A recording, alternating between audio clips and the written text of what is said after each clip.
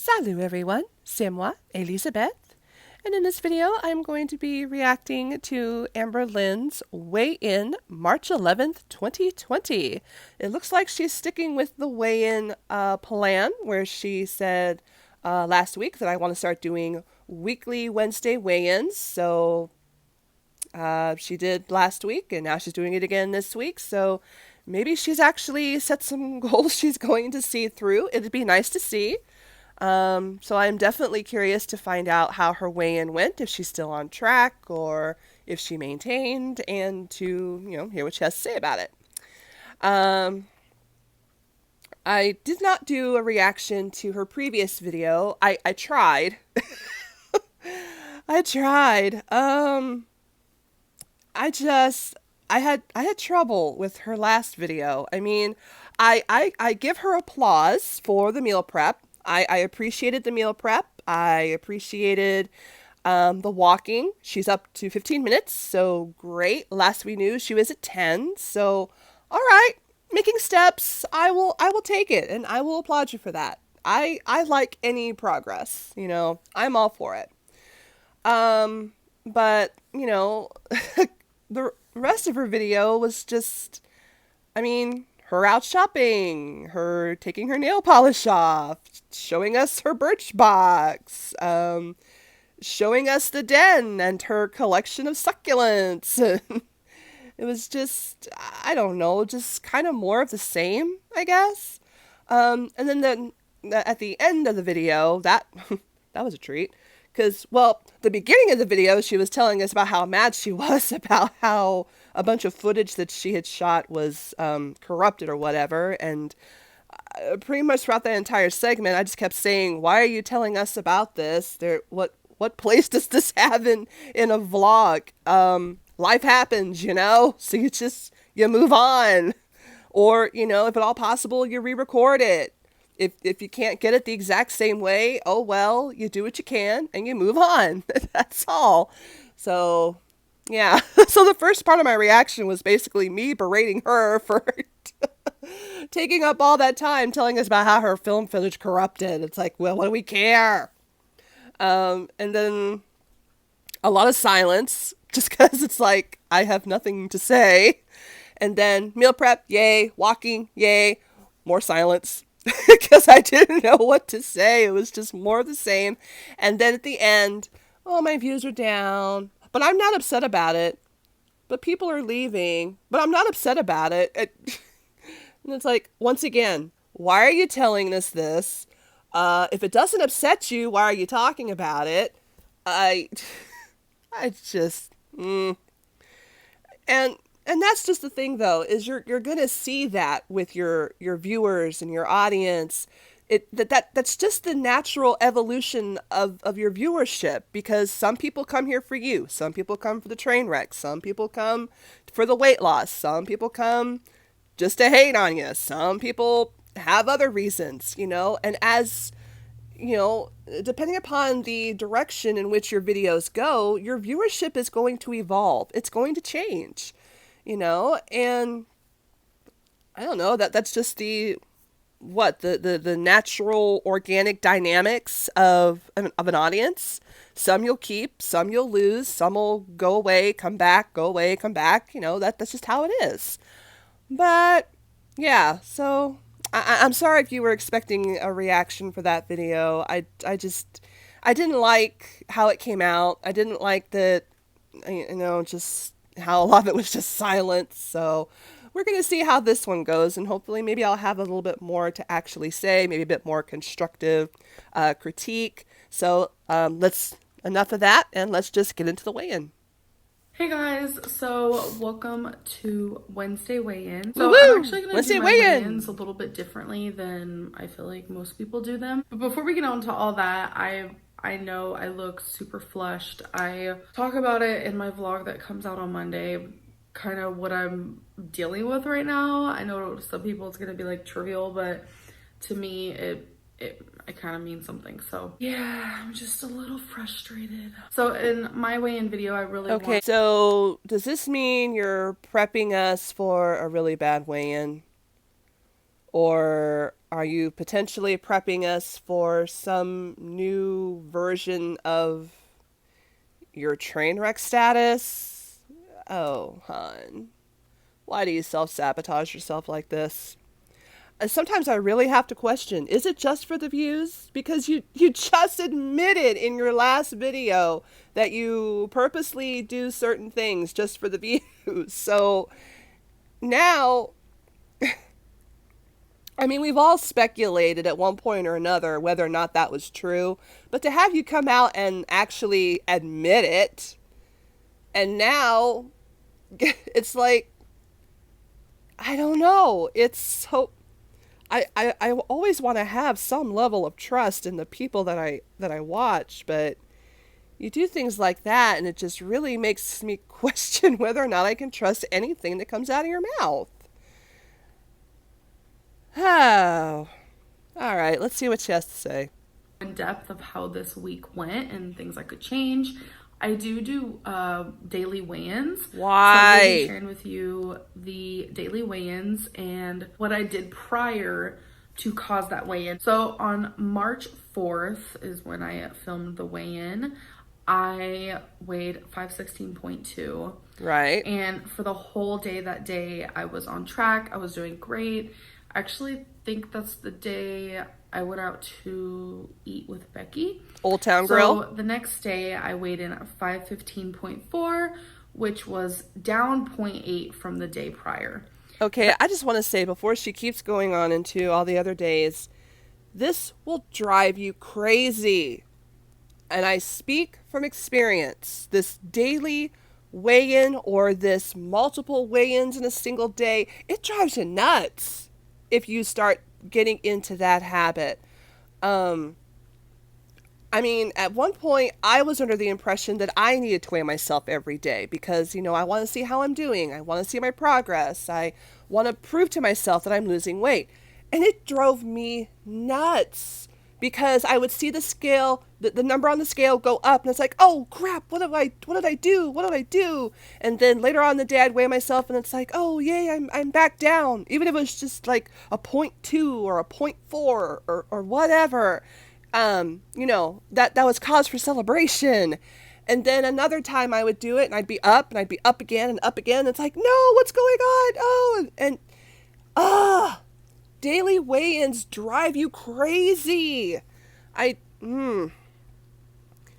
mean, maybe it works for some people. I don't know. I don't think it works for Amber. I know it doesn't work for myself because obsessing over the scale, no, it is not good for your mental well-being. It messes with your head and it messes with how you decide to proceed with your day. It can lead to a binge. I speak from experience. It can also lead to trying to starve yourself, which also is not good. I speak from experience. So, yeah, don't obsess over the scale. Don't stress yourself over weighing in every day. I know I'm talking to Amber that's already done this, but I just want to point out daily weigh-ins, they mess with your mind. Don't do it. Weekly weigh-in, okay. I mean, I just got done doing a whole series of weekly weigh-ins for my first diet bet. And I posted a video to show my experience with diet bet.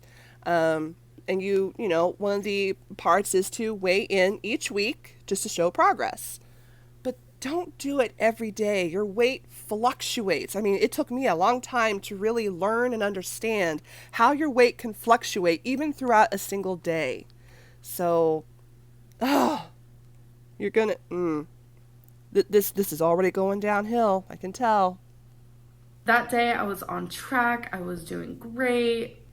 No comment. March 6th, I was 514.2, which means I was down 1.2 from the day previously. That day I was great. I did everything I had to do. I was making my meals, portioning them out, having my smoothie in the morning. Great. I was fine, like satisfied and everything. Where's the So bomb? March 7th, Where's the bomb? I weighed at 5.0, It's coming. which was 2.2 down from the day prior. Which that day I hit 60.4 pounds lost. So on the Nice. 7th, I was down 60 pounds and I was actually numb to it.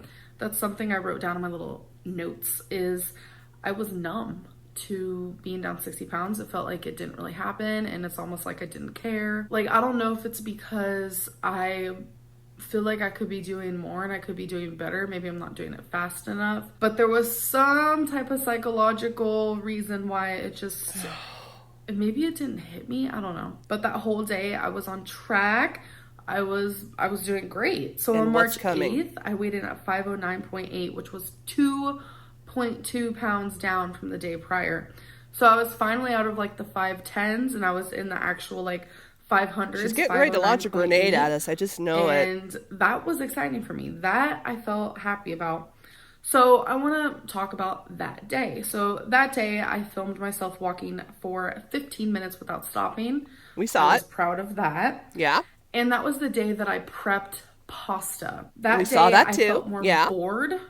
My feelings just seemed more prominent. Like they were like very out there instead of just like chilling, laid back, just, relaxing. It just seems like my feelings were crazy. So Becky had been gone for 2 nights staying with her mom, and that was actually the day that she came home. So I fell off track that day. And the reason why I mention these things is because I wanted to think of things that were very different than the days prior to Okay. see if there is some type of correspondence as to why I fell off a track. Pasta Guess that makes might be a trigger sense. food for me. So if there is a trigger food that I find that gets me off track, I will stop touching it. So also Becky came home. It's not the fact that Becky came home, it's the fact that for so long, my routine was, hey babe, will you make me a ramen? Will you make me a TV dinner? Will you make me a quesadilla? She would help me with those things. Aha! And you say Becky's not an enabler. Honey, you watch 600-Pound Life, I believe. Yes, you said that you watched that show. Okay. You know what an enabler is. You just don't want to admit to yourself, and maybe Becky doesn't want to admit either, but you don't want to admit to yourself that you have an enabler. Babe, would you go make me some ramen? Babe, would you go do this? Go do that? And she goes and does it. That's an enabler. You cannot tell me that Becky is not an enabler. And again, I can imagine that you are probably not the easiest person to live with if you don't get your way. Um, I have absolutely no doubt that you probably throw a tantrum, that you probably say some very mean things, and perhaps Becky just goes along with it to avoid confrontation. Or, she's trying as a way to keep the peace. She goes and does what you want. So, no, you cannot tell me that Becky is not an enabler. Because Becky needs to put her foot down and say, you want it, you go do it yourself. Go get it yourself. Something tells me that Ricky and Eric do not kowtow to you as much as Becky does. So, yeah, when you're on your own and Becky's gone for whatever reason, visiting family, whatever, Eric and Ricky, you can't go to them as easily as you can to Becky. And you're left to your own devices. So,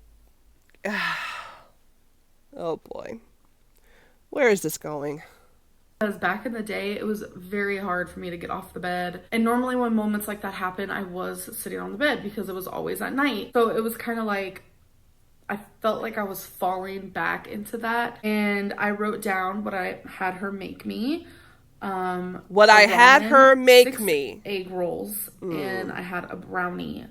So a lot of you can look at that and be like, oh my gosh, she's such an enabler. She is. But when I'm in that like binging, overeating, just like can't control myself, I always use the excuse, oh, but I didn't eat that much today. I'm actually really hungry.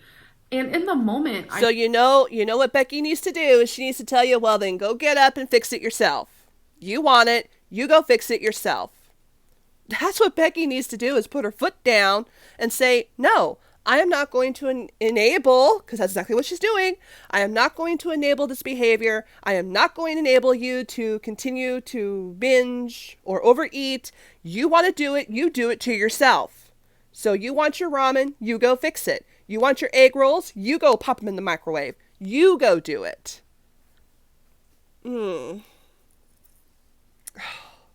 truly mean that.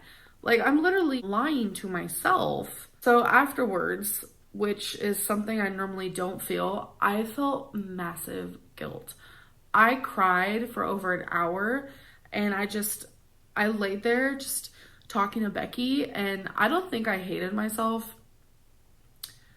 in that moment, like, ever that much, especially because for some reason I was getting a lot of hate online as well, which Oh, will you stop with the hate that you get online?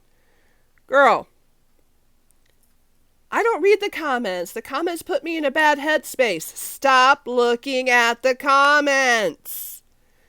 Oh, you do this to yourself. Much of what you feel, you're doing it to yourself. You're seeking out ways to feel bad about yourself. I swear, you are such a self-sabotager. You, honey, you need therapy. You need more than a psychiatrist giving you a mood stabilizer. You need a therapist, a counselor, advisor, something. Somebody. You need to actually sit down in the cushy chair or on the cushy couch, and you need to talk to somebody. You cannot do this on your own. You have proven that time and time again. You fall back into old habits. You go back into this emotional headspace where everything is bad and depressing and everything is triggering. You need to go to therapy. You need to speak to a counselor, psychologist, whatever it is that is available in your area. You need to do it. The simple act of taking a mood stabilizer prescribed to you by a psychiatrist is not enough. You cannot do this alone. Ugh. I mean, I think it's great that you're keeping a record. That's good. And that could possibly be something that a therapist would tell you to do is, take a journal and, track your feelings, track what you're eating, track what you're feeling in the moment when you're eating what you're eating, and then bring that to your next session and we'll talk about it. You need that extra step in order to be able to process what is going on in your head and what is causing you to feel what you feel and do what you do. That is what you need. I really feel strongly that you need to speak to a therapist and that you seriously need extra help that you're not getting by trying to do this on your own. You try and do it on your own and you find some way to fail, to give up, or to find something within that process to blame so that you can have the excuse to give up because of what happened to trigger you, to lead you to that headspace. If that made any sense. But yeah, sweetheart, you need help. You seriously need to admit to yourself that you need help, that you cannot do this alone. That's very common. But for some reason, I was going through the comments and it was just like every single comment was just like hitting me hard. Stop reading the comments. Happened after the binge, so I'm not blaming the hate comments for that. But it's just like, oh, but you're not blaming the comments. Wow. The guilt I was feeling for eating that food I didn't need, it was just. Comments trigger you. Don't seek out things that will trigger you, that will put you in a bad headspace. How fast I gain weight. And I want to also show you guys that I know scientifically 3,500 calories equal a pound. Right. But when you retain water, nope. That's not how it works. Stop making Because the excuses. ramen, the 6 egg rolls, and the Just brownies, stick to the I actually did science. calories for because I wanted to see how much weight I was going to gain versus how many extra calories I ate. So it was 1,100 calories, which is nowhere near 3,500. But the next day I weighed in at 513.8.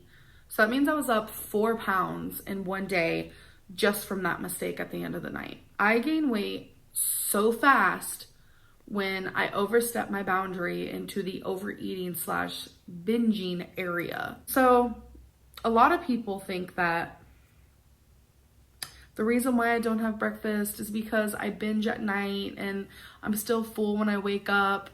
No. When I binge the day or the night prior, the next day I am so hungry.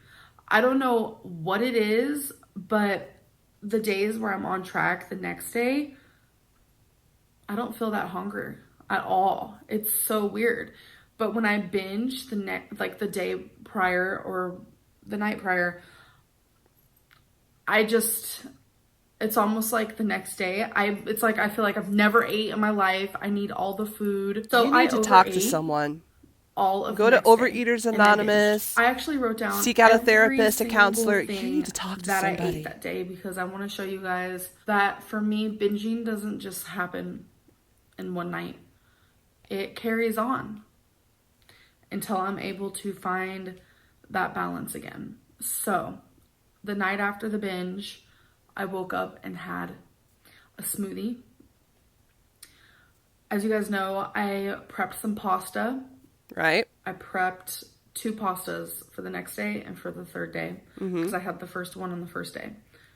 But I ate both of the leftovers of pasta. Later, I had mashed potatoes, peas, and rotisserie chicken. Then later on, I had ramen again, 6 egg rolls, sweetie. Reese wafers, and peanut butter M&Ms. Why is this stuff in your peanut house? M&Ms, I'm sorry. Why? Okay. Why is this junk food in your home? We don't, we don't see you when you decide to do, and it could be that this stuff was already there, long prior to any grocery hauls or shot with me's that you've shown us, but we never see you buy the ramen, the candy, the M&Ms, the Reese's, the junk food. Although, there are those who would say that your TV dinners could be considered junk food as well because, just the processed food and the high sodium and, I get that. But what is this stuff doing in your house? I'm sorry. Becky is an enabler. If she is either A, letting you buy that stuff and bring it into the home, or B, you're sending her out to get it and she goes and gets it, she's enabling you. Yeah. Why is that stuff in your house? And I know this should go without saying, but it is amazing how when it's not readily available, how it can keep you from, going after the bad junk food. Once you get it out of your house, out of your kitchen, out of your pantry, it's not within easy reach. It's amazing how you just don't feel the need to eat it because it's not there to tempt you. I don't buy candy and chocolate like I used to. Like I love Reese's. But I don't buy it and put it in my freezer or in my pantry because it's going to trigger me. Because I am going to want to go down on that Reese's because I love Reese's. During the holidays, oh my God, during the holidays, my triggers are peppermint bark and Ferrero Rochers. I love those things. I put the peppermint bark in the freezer. I put the Ferrero Rochers in the refrigerator. And oh gosh, I go to town on those things because they are there. That's what happened to me over the holidays when I fell way off track and got back to pretty much what my beginning weight was. When I first started charting this on Instagram and YouTube. And yeah, it wasn't good because I would get a whole container of those Ferrero Rochers and I would complete them in a couple of days. So get the junk food out of your house and quit sending Becky to go get it. You seriously need to talk to somebody. You need someone to talk to, and not just Becky, not just some yes man who is going to tell you what you want to hear. I have a serious suspicion that that is what goes on in these discussions that you have with Becky. She tells you what you want to hear. She doesn't tell you what you don't want to hear, which is the truth.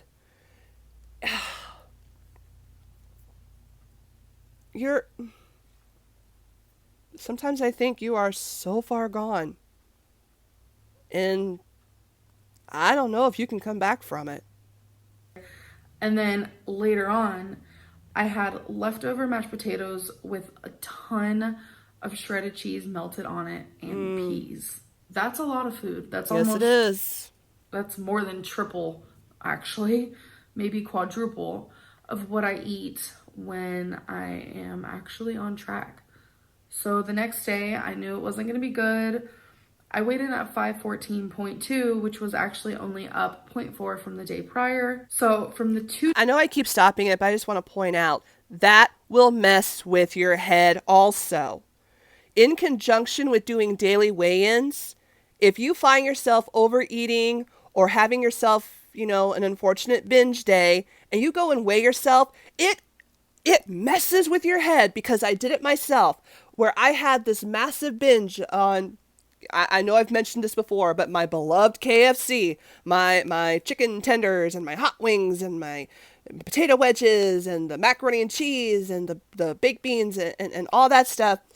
Man, I did that where I was doing daily weigh-ins and for whatever reason just had to have a binge that day, weighed myself the next day, and I maybe gained about a pound, give or take.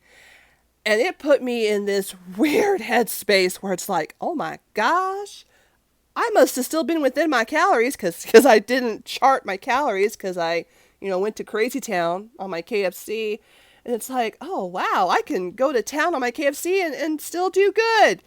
Yeah, no, that will also put you in a very, very bad headspace in thinking that you can just, binge to your heart's content, even though you may think you're still within your calories or maybe just a little bit over. No, you do not want to get into that habit. Not good. Daily, I really, really recommend against daily weigh-ins because of how much they mess with your head. 2 days of overeating and binging, I gained 4.4 pounds. Yeah, it catches up with you eventually. On the 10th, which was yesterday, I did a lot better. I didn't binge. I did go to bed feeling guilty. I actually filmed a what I ate today that's going to be going up on Friday of the day of yesterday. And I talk more about the food I ate and if I was happy with the choices and if something made me feel guilty or happy after I ate, because I feel like you really need to focus on the feelings that you feel after you eat. So I just feel like I didn't do 100% of what I would like to do. And yesterday, liquids, I didn't even know what that was. Liquids who? I barely drank anything yesterday, and I hate when I do that because I know what that means. Like, I get super swollen when I don't drink that much, and then plus like sodium. Just mixture of that is just not pretty. I weighed in today and I'm gonna put that clip right here. All right, so here's the weigh-in. All right, so I'm about to step on the scale.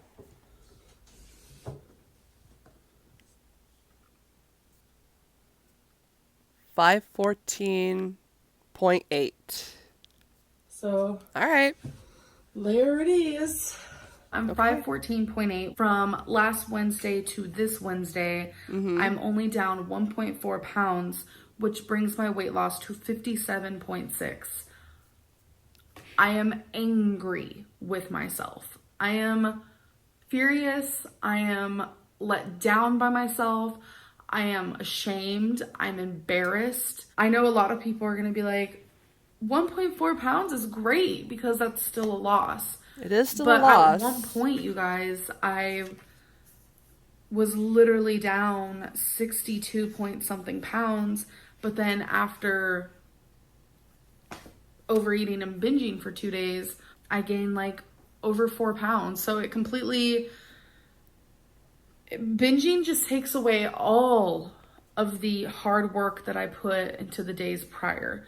So I really like that. And you really need to analyze why that is. Wednesday for me, what is I feel like triggering this you is to gonna binge? be super fun and motivating to do Fun these and Wednesday motivating. weigh-ins, because every week we're going to see together Are how I we? did the week prior, and I just hope we keep You're going to keep this pushing going. along, trucking along, and I really have some goals set in mind, and maybe I can talk about them in a vlog or something, because I really want to focus on the things that I do throughout the week that cause my weight to do what it does. This is why I love daily weighing in. Because if I would have just weighed myself Wednesday to Wednesday and saw that I was down 1.4, it would justify my binging. Because I would have never known that I was actually at one point down 62 pounds. And seeing the daily weigh-ins and seeing how much I did gain from binging and overeating makes me feel horrible. It just makes me feel so horrible. This week was a flop, in my opinion. I'm hoping this week is a lot better, and I'm really enjoying like truly focusing on the food that I'm putting in my mouth and how it makes me feel afterwards, and finding That I agree the with. triggers, which is pasta. Focus on the food. I'm gonna stay away from that. I'm 1,000% convinced. Practice mindfulness while eating. Just doesn't satisfy me like it should. So that's why later on that night, I was like, hey, Becky, will you make me ramen and some egg rolls? I feel like if I wouldn't have had the pasta, I feel like that wouldn't have happened. Just figure out your trigger foods and don't touch them. It's just not worth it. As much as I love the pasta and it was like beyond delicious, like I thoroughly loved it. And a lot of people were like, oh, your pasta's dry. I mean, a lot of people thought it looked good, but there were some people who were like, it looked pretty good. Does she not know what pasta sauce is? I like my pasta dry. I eat pasta for the pasta. I don't eat it for the sauce. Let's hope for a better week, a better weigh-in, and I will see you guys in my next video. Bye. Okie dokie. So, I mean, I get what she's saying about how, I never would have known that I was down that much if I hadn't been doing daily weigh-ins. Like, yeah, but you've tried the daily weigh-in tactic before, and it didn't end well. I mean, I just think the daily weigh-ins, they put you in a bad headspace. They either make you think that what you think may be true is true and it's really not true, or it just messes with your head. And I think the idea of tracking your food, how it makes you feel, if you're realizing that maybe pasta could be a trigger for you, okay, then I guess I could see that as being helpful. You felt a certain way after you had the pasta. Maybe that triggered something for you and you felt like you had to eat more. I mean, I don't know. That's why I really feel like you need to talk to a therapist. Because so much of what goes on in your head and what you deal with, I really feel could be handled very well by discussing it with a therapist, a counselor, a psychologist, somebody in the mental health profession. Or maybe you need to go to Overeaters Anonymous. Maybe you need a support group to help you understand what you're going through. I just don't think you can do this alone. And I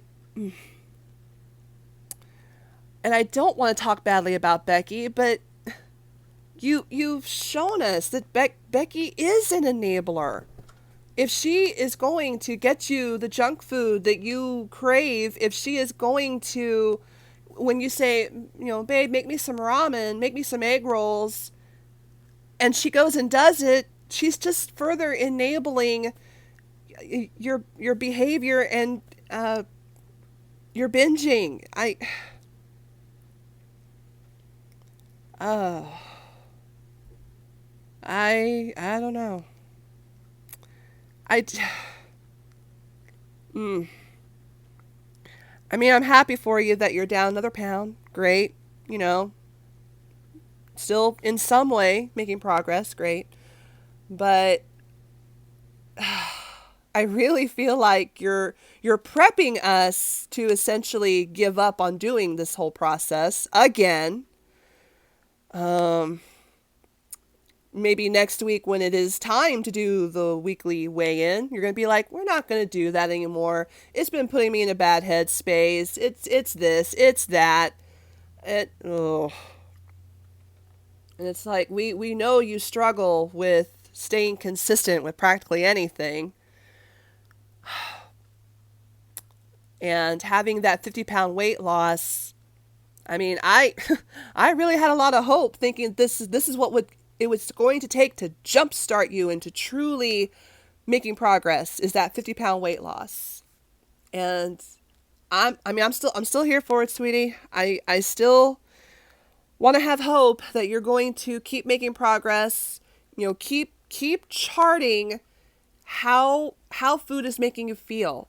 I know there's a little bit of dissent when it comes to the concept of having a relationship with food, but I think that is something that she needs to explore, because maybe that'll help lead her to a better understanding about what can trigger her to want to binge, to want to overeat, if she really pays attention to the food that she's eating. And, maybe practicing a little bit of mindfulness while she eats, that could be helpful too. But I really feel like the lack of having an impartial third party, counselor, therapist, psychologist, that impartial third party, if nothing else, to use as a sounding board, to vent, to share, to, talk about what's going on in her head. I really feel like that's something that she is lacking, that she severely needs. Because, again, I really doubt whether or not she can do this on her own. I don't think she can. Because she has Becky as an enabler. She has, at times she's got willpower. A lot of other times she doesn't have any willpower.